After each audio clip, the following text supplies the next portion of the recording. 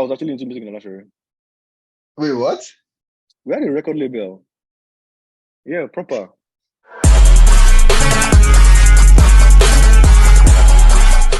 Hello, everyone, and welcome to another episode of Squad Academy. Today, of course, I have my special guest. I'm not missing my guest, my partner, the mayor of Lagos, the undisputed champion of the VC world in Africa. Ah, I'm there, bro. Edosa, my brother, how you doing? Doing great, man. Doing great. You know, it's very hot. Global warming or global burning, as I say now, but we're surviving. Right, we are surviving, man. We're surviving. But yeah, we're just talking before I started recording on how this week has been. It's been an interesting one. Funny enough, a bunch of people actually don't even know what's going on right now in West Africa, or in Africa in general. And we're going to be touching on that today. And by that, I mean the Niger Coup, and how that's been going on over the past couple of years and where we are today with that and how that could impact, not just West Africa, but the whole of Africa. And pretty much our thoughts on that and if we should be worried about what's going on. Then we'll pivot on to the Opay CEO stepping down. And lastly, we'll kind of brush over Threads, which we talked about a couple of weeks ago, which is supposed to be the Twitter killer and how they've lost about 50% of the users and what Meta is doing about that. So just jumping right into it. Edosa, do you want to kind of what exactly is going on with West Africa and Niger? This past week, there was a news that came out on pretty much an attempted coup, and the president of Niger, Bazoum, was pretty much captured, and earlier during the week, the military force in Niger announced that they had taken control, and Bazoum was in custody, and they would be kind of taking control of things moving forward. Now we know this has been a trend over the past year, not just with Niger, but with Mali and Burkina Faso, and now with Niger, and there's been a whole bunch of things going on, but not that. I'll let you speak on that. But yeah, can you just quickly give us a brief background on this and what exactly is going on? Sure. So quick background is, like you said, last week, the military forces or the senior military ruler in Niger kind of declared a coup. And as of right now, the democratically elected president of Niger is now under technically house arrest. And the leader of the coup has effectively declared himself as now the leader of the nation of Niger, right? So that's where we stand right now. Highlight about Niger. Niger is a country bordering the north of Nigeria. So it's touching Kaduna, and it's touching like the upper northern part of Nigeria. So that gives you where it stands. It has a population of 27 million people. Think of that like Lagos. That's Niger. So this situation wouldn't have caught that much attention if not for these points that I made out, like its geographical position, and something you pointed out and hinted towards as well as the frequency of these similar events. Like you said, Mali, Burkina Faso, technically Sudan, right? They're all now run by military governments, right? They all experienced coup in the past 2 to 3 years, right? Yeah. So that trend is concerning. Now, Africa has an economic bloc called ECOWAS, that's West African countries, and they are meant to step up in things like this. African Union as well is meant to step up in things like this because technically we're meant to be against military rule. So let me shed some more light by going, first of all, on the side of Niger, now shed some light on the side of other people. The logic behind this coup for Niger is that the army is saying, we don't like the way the government is running the country, typical story, corruption, insecurity, which is interesting. The army is alleging that, look, many times where they try to go after bandits or terrorists, the president, who they believe is a West African puppet, getting his instructions or mandates from France. That's what the army believes.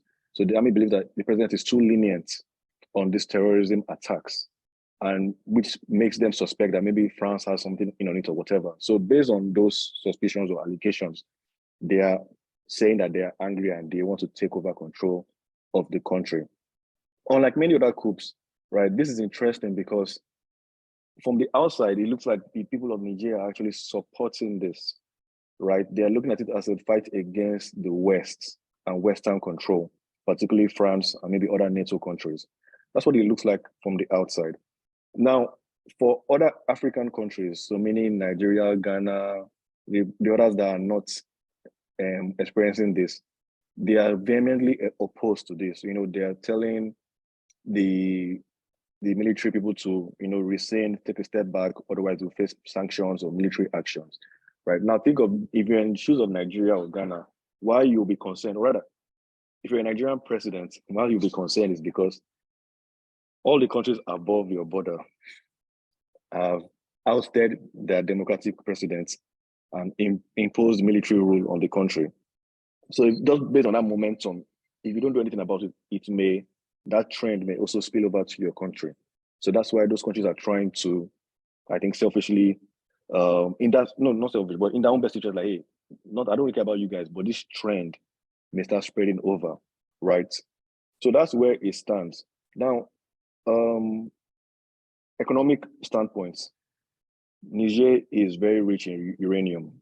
That's like their own, what's that Black Panther? That's their own vibranium. they're literally rich in that. Yeah. Right. And obviously who benefit from that? Natural resources, maybe the Western world. The country is abject poverty. So obviously they're not really benefiting from the natural resources, but by value, they are rich.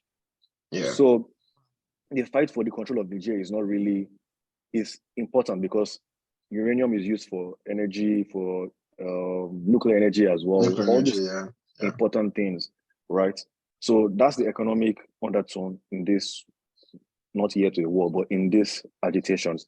Another undertone is that people suspect that the coups in Mali, in Chad, in Sudan were softly supported by Russia, right?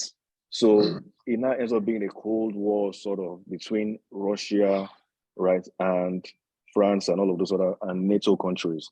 You get that's what is also happening here. And as we know, statistically, in the past 3 years, Russia has wiped up about $26 billion of debt by African countries. They paid our debt for us, right? So this is obviously not for free. This is Russia trying to, warm into African countries to spite, it seems, NATO countries as well, and also to build African alliances.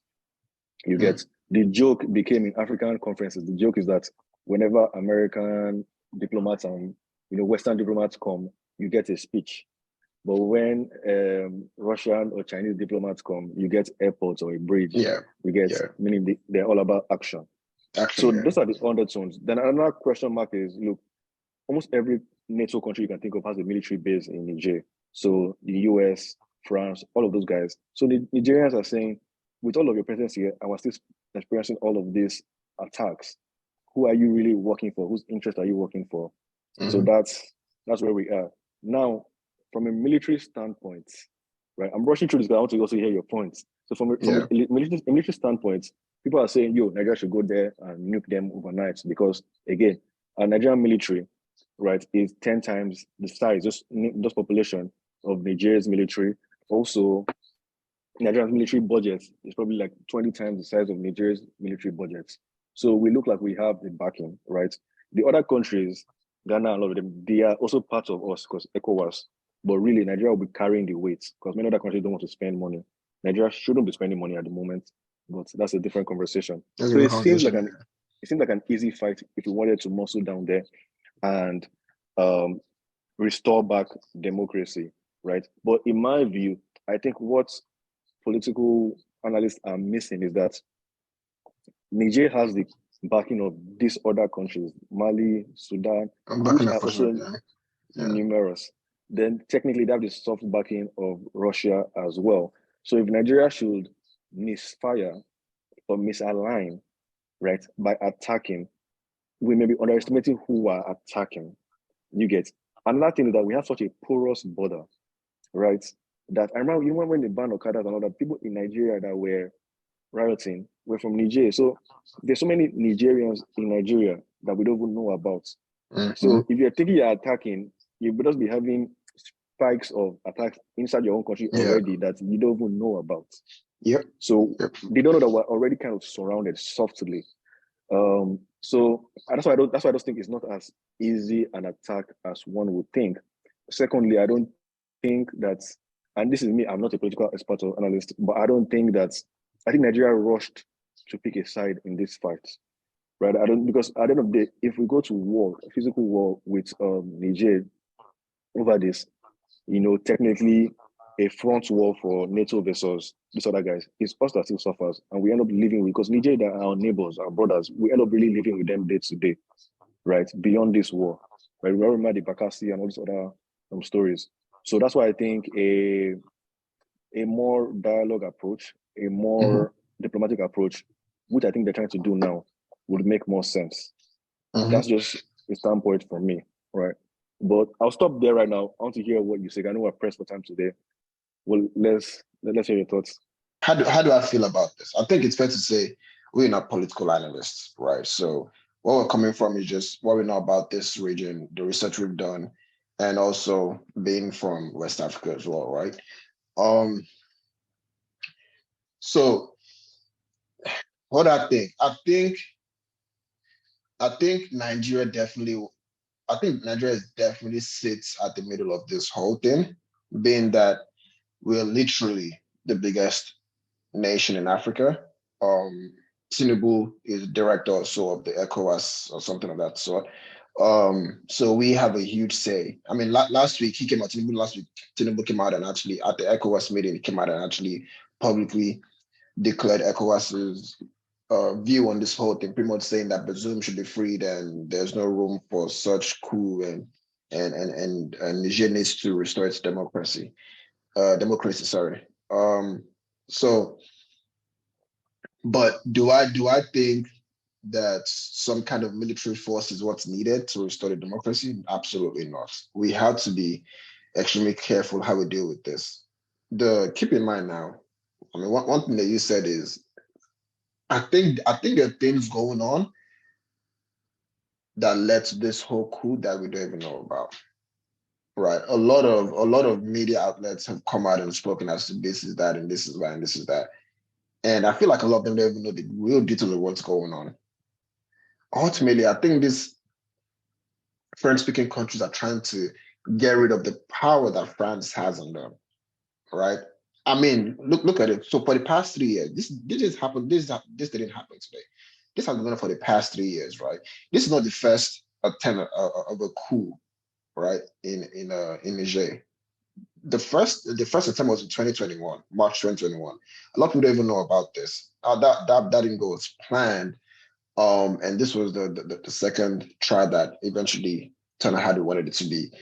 But keep in mind, last year, February, Mali completely got rid of French troops and all French ambassadors or personnel in Mali because they said we're getting rid of all you guys. We don't need you guys in our country. We need to restore our complete power and our economy, right?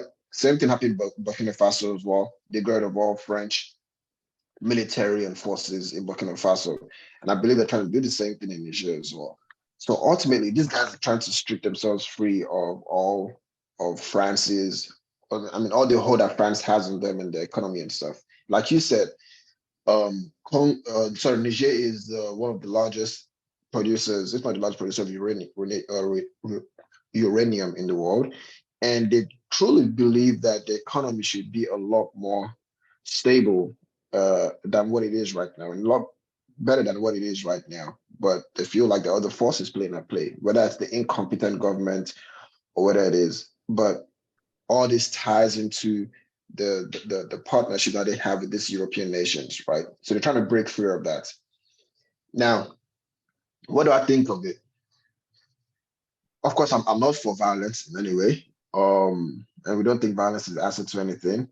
But on one side, I see why they're trying to fight for their independence, their true independence. Because look, independence has been this whole thing. It's been touted anyhow, but a lot of these nations have never really been truly independent. So a lot of these guys trying to fight for their real independence. And clearly, the Mali and Burkina Faso military force came out and actually publicly declared their support for Niger. They literally said an attack on Niger is an attack on us. So it's not as if they're even hiding the support. It's been clearly stated. So we have to be very careful how we deal with this. I know the ECOWAS is giving these guys a deadline until Sunday to release Bazoum, right? Or if not, quote unquote, something bad could happen, right? We can't, honestly, we have to be very careful how to deal with this. The last thing I want to happen is, and I'll go to the Russia-Ukraine thing. The whole Russia-Ukraine thing, now as facts are really coming out, because keep in mind, the media kind of controlled how that whole thing went. It was so catered to one side. Oh my God, these guys can't bombard this side. But now that facts are coming out, it's actually quite known that there was chance for a resolution even before it became a war, right? Yeah. But apparently that didn't happen because some forces went in Ukraine to fight Russia, to weaken Russia's um, military and weaken Putin as a nation, or Russia as a nation. And that's why they didn't sign off the paperwork that would have just said, okay, you know what, this is where we are.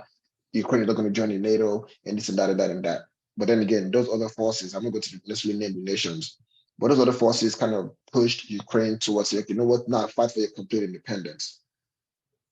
And then there's pros and cons of both sides. The problem comes to avoid is that ECOWAS and Nigeria and West African nations, I don't want them to fall into that same trap where we end up going into a war that is unnecessary, where there's chance for a diplomatic solution.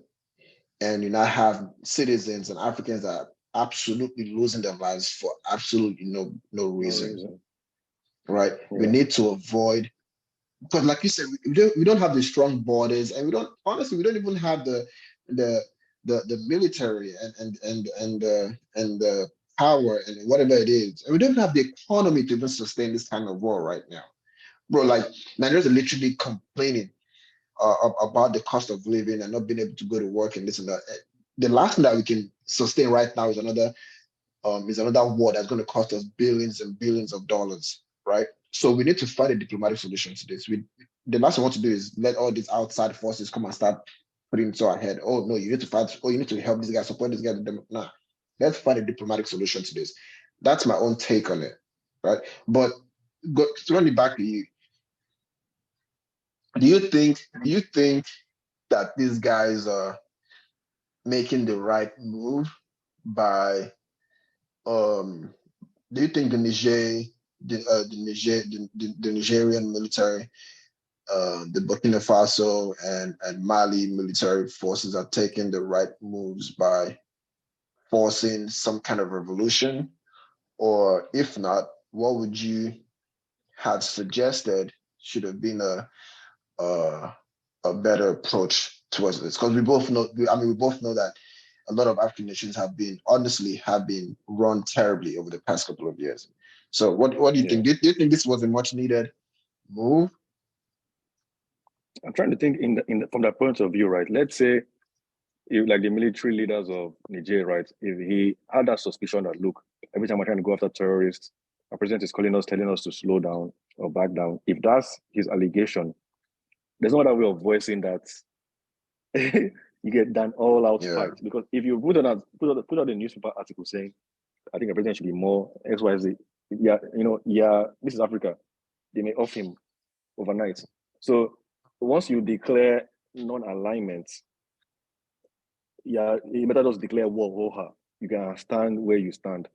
Otherwise, another thing will be fooling yourself, because you'll be at the mercy of the person who is still in power, which is the president. So I think, based on his viewpoints, there was almost only one choice. He couldn't have dialogue that, depending on how, because of the outcome he wanted, which is a change. It seems like that.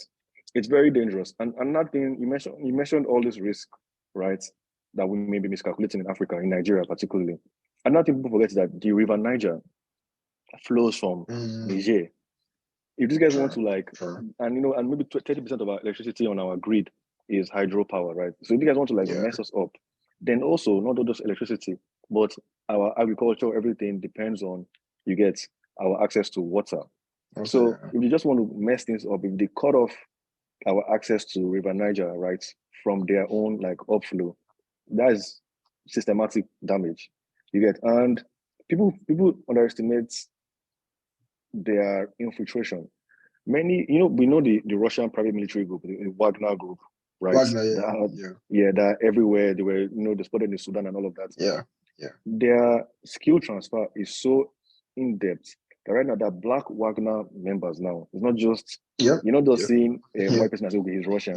So there's so many people that you don't know who is who, right? And that's a big danger, right? And just talking about, you don't want to be led astray by the West to go and fight, whereas you're not sure of who you're really fighting against. Look at what happened in Libya.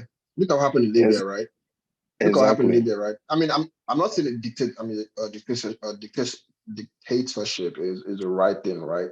But Libya is absolute. I mean, excuse my French, absolute shit right now since Gaddafi was taken out of power, right? And the West just abandoned them, right? Yeah. They call it revolution. There's a small story, and again, I don't know if it's fact, but a small story about how like 4 African presidents were going to Libya to go and negotiate with Gaddafi and stuff like that to try and broker peace. And some president from the West, from NATO, or NATO chair, or whatever, called them and said, go back, there's no need for that. Imagine, as a president of your own country, you can't make your own decision.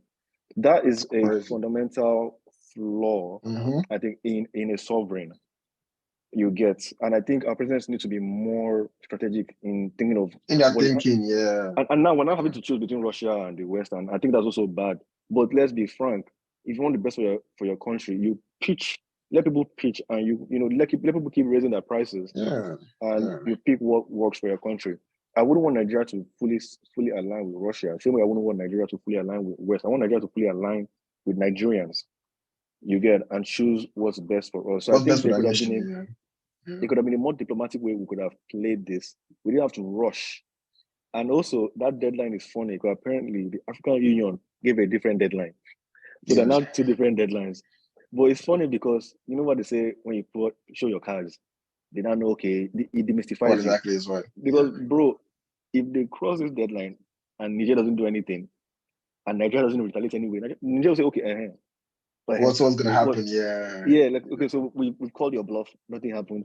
Nigeria is broke right now. All these military budgets were allowed in. Let's remember that just last week, some military members, although very small as far as percentage, they resigned over disagreements over the increase in stipend. They said, look, the increase in stipend by the family naira. They resigned. So we already have a fragile military. Many of them are from the north, right? Which means many of them have families and relatives in Niger. So many of them are probably Nigerians. So maybe taking the military to go and fight, you don't know that you're taking them to their homeland to just turn around and start shooting. It's so miscalculated. And I think mostly our northern leaders and northern presidents, northern elected officials, they know what is really going on. I mean, Buhari was very close with the now locked up presidents. So there is more than it's just so much brotherhood in the mix that we shouldn't be whole fighting them. Then 2, the other guys seem so aligned, like you said, Mali, Sudan, that they seem like they are one. You get, compared to us in West Africa, it's just Nigeria. Ghana is keeping quiet. Everybody just, because they're looking at the economy, you haven't paid debt. So they're just pushing just Nigeria as very dangerous, because if those 4 countries that are one come, the dynamics changes completely. And if somebody could pull up the map of Africa, those countries make a straight line. There's, on sub-Saharan Africa, there is Algeria, Liberia, that's Northern Africa, Arab, those guys are Middle East. They really align with Middle Eastern policies. Then there's these guys in the middle, those 4 countries you mentioned, Mali, these guys, Niger, Sudan, that's the straight middle line, right? That connects Northern Nigeria, Northern Africa to Sub-Saharan Africa. So it's very, very symbolic. If we get cut off from that line, it's we're kind of surrounded, It's very dangerous. Sure. No, you touched on it very well. We have to be very careful how we deal with this. The last thing, and I'll repeat this again, the last thing we want to happen is what happened in Russia and Ukraine, especially when there's chance for diplomatic resolution. So the last thing Nigeria can afford right now is a war. That's the last thing we can afford right now. We're too fragile. Forget the population that we have. The truth is, most Nigerians probably, even military, will probably not even say, okay, you know what, we're going to fight this war. I know Nigerians, the government hasn't incentivized them enough to say, okay, you know, we're going to fight for the nation. Bro, like, people are starving in the young country. I don't think the Nigerian military force is patriotic enough to say, you know what, we're going to fight, especially when they know it's not even they're defending their own country. So we have to be very careful how we deal with this. We have to be very careful how we deal with we this. have so little to gain because you get, if we win the war, like what do we gain? We stabilize them. You get, the only thing we gain is maybe we reduce the chances of that happening in Nigeria, and that only benefits the president. Yeah. Because technically, think about it, the only time these guys do a lavish coup is when the economy is bad. That's when it's very ripe to do a coup. Yeah. Right. So if you're a Nigerian president or Ghanaian president, you try to avoid that. Don't go to war. Just make sure your economy is robust. And the chances of a coup, because look at it, the coup is really led by, yes, the army, but it's also hugely supported by the people. People make it work to some extent, not all the time.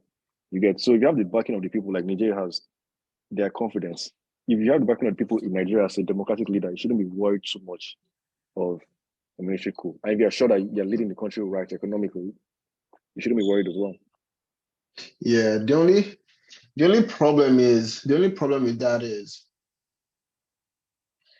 it's kind of the treaty they sign. It's kind of the treaty they sign when they join. It's kind of like the same thing with NATO, right? If a NATO nation, happened to be overtaken by military forces, right? The treaty they sign and pretty much the partnership that they have is that the other nations have to support them, right? Yeah. So it's the same thing with ECOWAS as well, which is why ECOWAS has taken a stand saying, we as an organization, we are the West African, the Economic Society of West African Nations, have to back and support this nation that's not being overtaken by military forces. So they pretty much have to do it. That's the hard part. And like I said, Tinubu is the director right now of ECOWAS. So that's why he's been the one that's been more outspoken about this. They really don't, they're kind of handicapped. They really don't have much of a choice than to take control, right? Especially when I think about the fact that Burkina Faso, which has been overtaken, right, is also part of ECOWAS,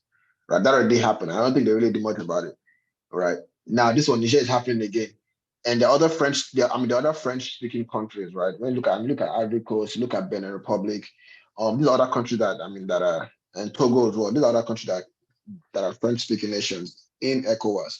So it's more a situation of, if they don't take control, then this virus could spread. Yeah, it could really spread to the other nations. So they have to find definitely war is not an option, but they have to find a diplomatic way to solve this. And that's why they're the elected leaders. They don't pay me for this stuff. They don't. They're not paying. And the small thing I decided, this would be a great opportunity for Nigeria to show leadership higher level, meaning what? Literally bring US and Russia to the table to negotiate and dialogue, and make it clear that Africa is not the ground where you come and fight. Like somebody pointed it out, Alaska to Russia is like less than 2 hours, right? They're not fighting, none of them are fighting each other. They're not fighting on Alaska ground, they're not fighting on Russian ground. So both citizens in each country are okay, not at risk of any fight. But these two countries, to express their displeasure of each other, they're fighting on other people's lands. Yeah, Ukraine, Africa. It makes no sense. So Africa should make it clear that, look, I get you guys are beefing, but settle it. There should be some kind of leadership. You're right. No, absolutely. You're right. They need to find a way to solve this. And I think the only way they can really do this is by trying to get to the root cause of the root cause of this whole thing. Is it the fact that economies are doing terribly wrong or terribly bad compared to what they think they should be? Then what's the cause of that? Is it the fact that France has a huge hold on these nations? Then should Russia and the United States come together and say, you know what, France, you need to find a way to let go of these nations and actually let them be independent as countries? They need to get to the root cause of this whole thing, right? Not just trying to plug holes here and that, right? So, but ultimately, I believe though, we have to stay optimistic and positive and hope that they get to that point. But one more thing before we move on to the next thing. There are actually a bunch of African leaders that came out and said, and this has been true over the past couple of years. the United States has been losing its hold on African nations over the past couple of years, which is why it gave room for countries like China and Russia to really plug in that gap. Because if you're being honest, the United States have been focusing on the wrong things when it comes to African nations, right? They're focusing on the wrong things. Yeah. Right.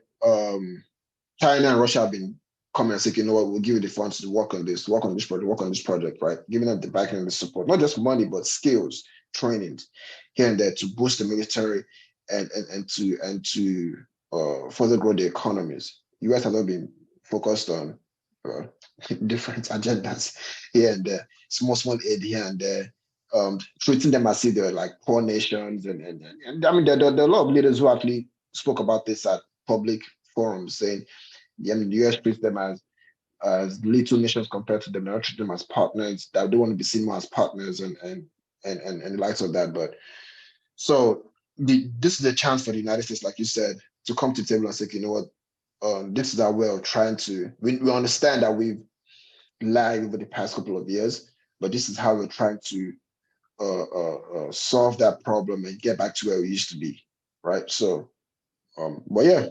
well, that's what they elected leaders, so we hope they can get this stuff right, man. Yeah.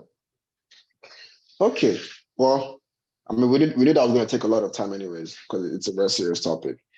But let's move on to the next topic. And we'll kind of brush about the next two topics. Let's take our time. But there's a news that came out this week on Opay's, Opay's co-CEO. I think they do have two CEOs. But there's news that came out this week on Opay's co-CEO, or I think his name is Olu. If I recall correctly, his name is Olu Akanmu. That he will be stepping down as CEO of Opay.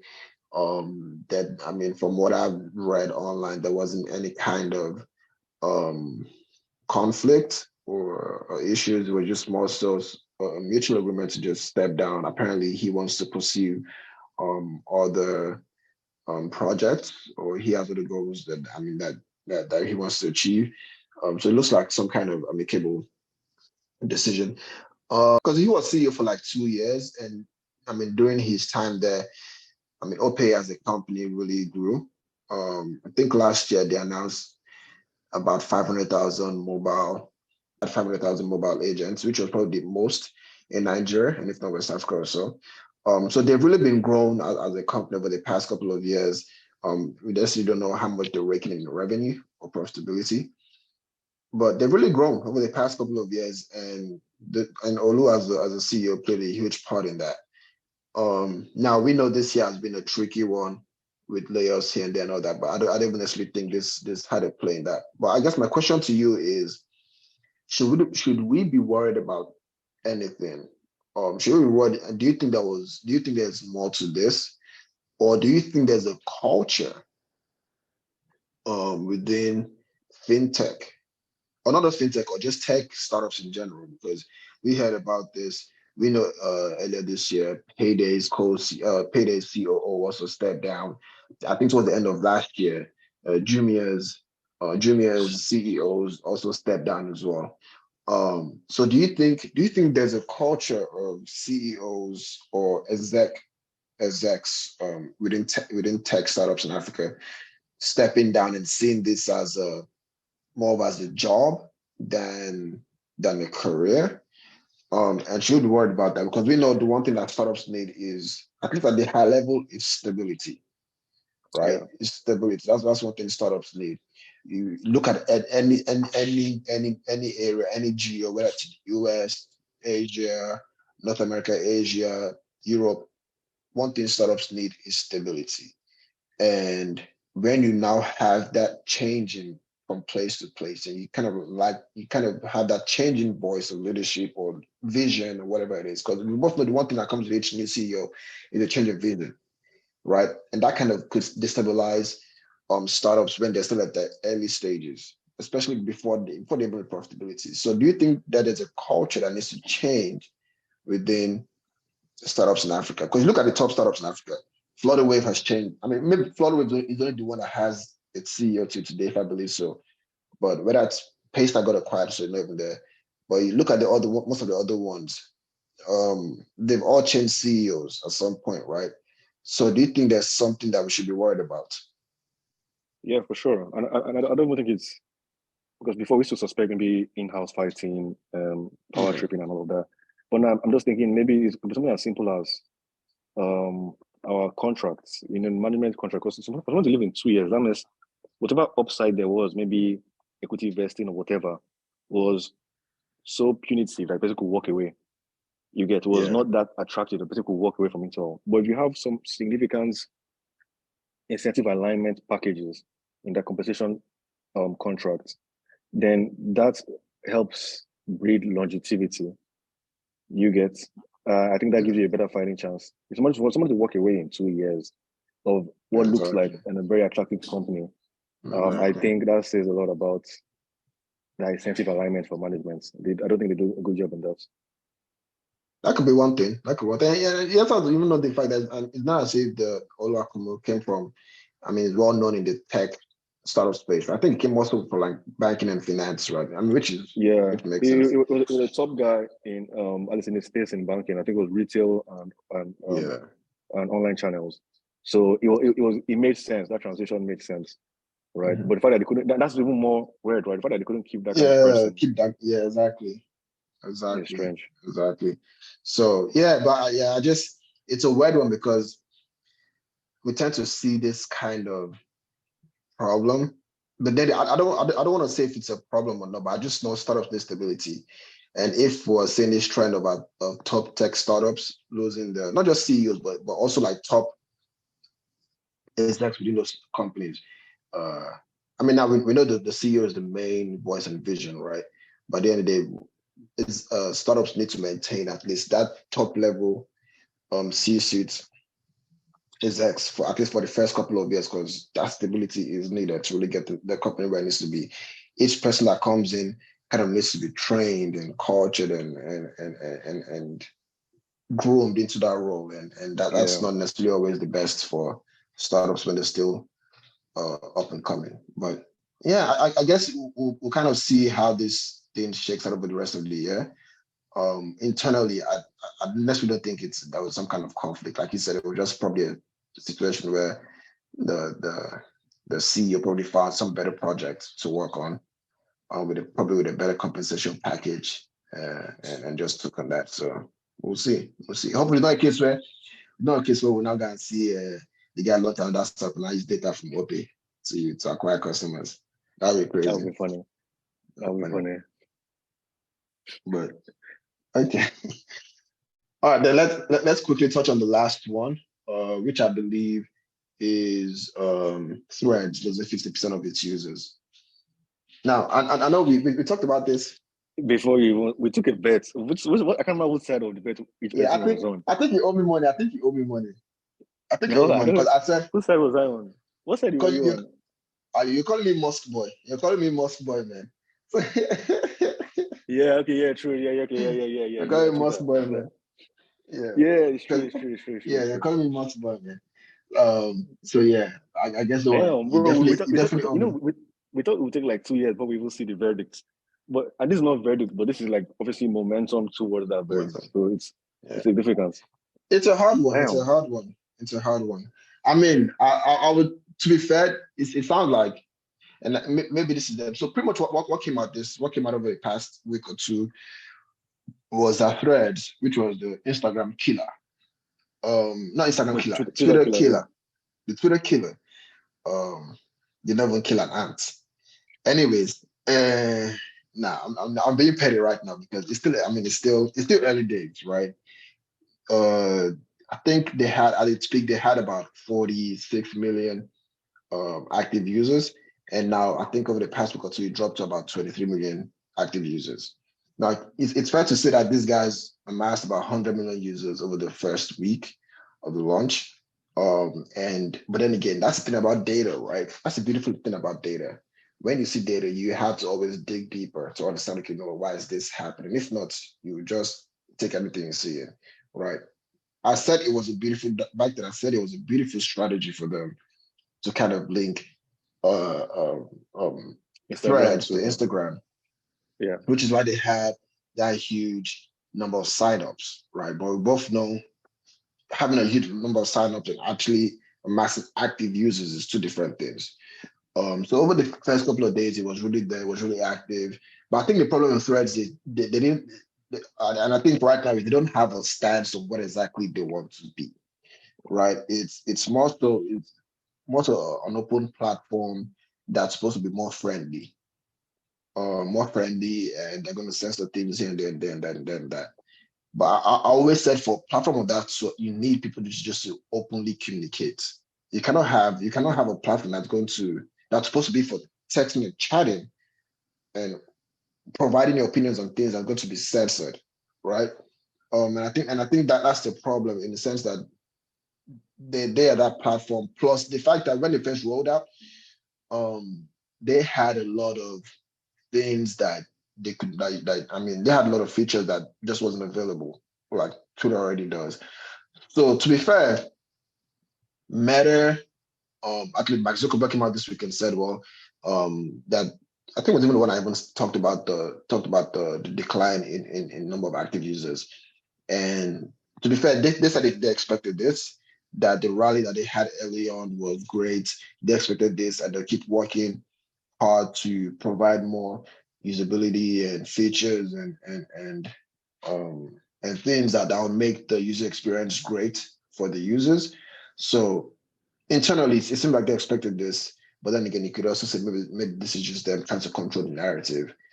But I don't know. I mean, like, what's your take on this? If I'm being honest, I didn't think it was going to take. I didn't think it was going to happen this quickly. I didn't think they're going to lose traction this quickly.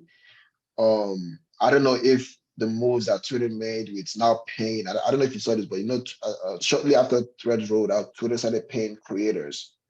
Twitter started paying creators for ads and stuff. Now I don't know if that played a huge part into people saying, "Oh, let me go back to Twitter now and not focus on my on what I'm doing and probably making more money as a creator." But what's your take on this? Do you think this is going to happen this quickly? Do you think Threads stands a chance in the future? What do you think they should be doing to really compete with Twitter as a platform? I think it's still very early days. Because if I'm being honest, just like you said, looking at data, if you had, what was the numbers again? Like, let's say, just speculating, let's say like 10 million signups in your first week. 100 million, 100 million. It was 100 million? Yeah, they reached about 100 million signups. Yeah. So exactly. So if that 100 million signups, keyword here signups in your first week, then obviously your active users, any gamble will drop the next week. Your active users, because the definition of active, and I like them for that transparency. And many startups should learn this too. The difference between signups or users and active users. Actually, there's some metric that you use to define active. Maybe they've logged in like twice in a day or whatever. Yeah. Okay, so then you now extrapolate that data. So by default, if you had 100 million sign up, then you would definitely have a lower active users the following week or the following month or whatever. It's just such a high hurdle to keep up with, because there's no way that 100, because everybody, there's some people that are, they call them early adopters. They just want to log in and say, okay, I'm here. Exactly, yeah. I'll come back later. They came of curiosity. That was it. But there's the few that are active. I think the active user stats is still very impressive. In fact, only 20% dropped off or whatever, or are not active, I think it's very easy number to bring back into the fold. Right. So you said, that gives me some comfort. It's still very early days. It's not like people have started deleting, or people have started you get. But what I mean, you can't delete. You know, the rest said you can't delete. You can't delete. So I guess active users will keep tracking. But another thing is that Twitter just came out saying that changing the name to X.com. For people that know anything about brand value and like goodwill in the company, that's like destroying like $20 billion of value overnight just by changing that name. So it's as if Elon is like working for Musk at this point. Elon is working for Mark Zuckerberg at this point, because you're destroying all the moats you had, right? I don't get. So it's a tricky one. It's a tricky one. It's a tricky one. You have such a big advantage, the name, the brand, and you're just trying to let go of that. It's a tricky one. It's a tricky one. But then again, and this is not me. uh, being a Musk guy, because I know you always say that. But if it is one thing I give Elon Musk is the fact that he's very unconventional in his thinking, right? He doesn't think that like the regular businessman, right? He just think like, you know what, well, if Twitter as a brand has stood for this over the past couple of years, how about we just rebrand this company and take it to where it needs to be? So in the short term, it might be a terrible decision. I do agree. I mean, Yeah, in terms, but in the long term, maybe he has a different vision for what X for what it should be, should be. right? And they have such a And huge moat, man, like number of users. So they still have exactly, something strong in their favor. exactly. So we'll see how this goes. Try to shape it, but this competition is going to go on for a while.